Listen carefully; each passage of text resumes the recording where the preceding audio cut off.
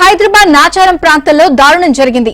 చట్నీ మీద పడింది అన్న కారణంతో ఓ వ్యక్తిని నలుగురు యువకులు అత్యంత కిరాతకంగా హత్య చేశారు. 2 గంటల పాటు కార్లు తిప్పుతూ సిగరెట్లతో కాల్చుతూ దారుణంగా హతమార్చారు.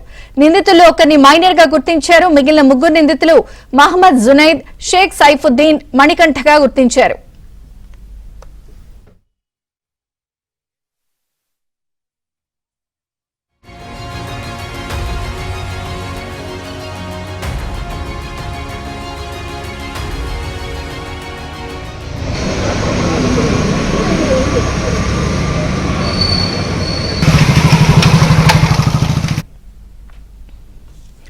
నాచారం ప్రాంతంలో అర్ధరాత్రి 2 గంటలకు నలుగురు నిందితులు కారులో తిరిగారు. ఎల్బీ నగర్ వద్ద ఉప్పల్ ప్రాంతానికి చెందిన మురళీకృష్ణ అనే వ్యక్తి లిఫ్ట్ అడిగి వీరితో పాటు కారులో ప్రయాణించాడు. మధ్యలో ఎన్జీఆర్ఐ ప్రాంతంలో యువకులతో కలిసి టిఫిన్ చేశాడు. ఈ క్రమంలోనే ఒక యువకుడిపై అనుకోకుండా చట్నీ పడింది.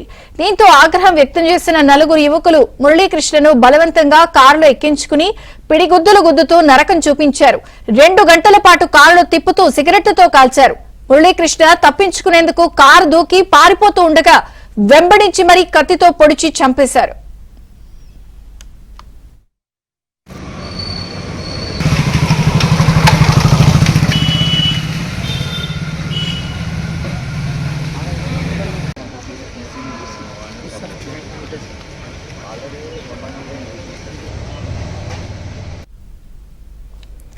మురళీకృష్ణ చనిపోయాడని నిర్ధారించుకుని మార్గ మధ్యలో కత్తి పడేసి మల్లాపూర్ కేఎల్ రెడ్డి నగర్ ప్రాంతంలో కారు పార్క్ చేసి నిందితులు పరారయ్యారు.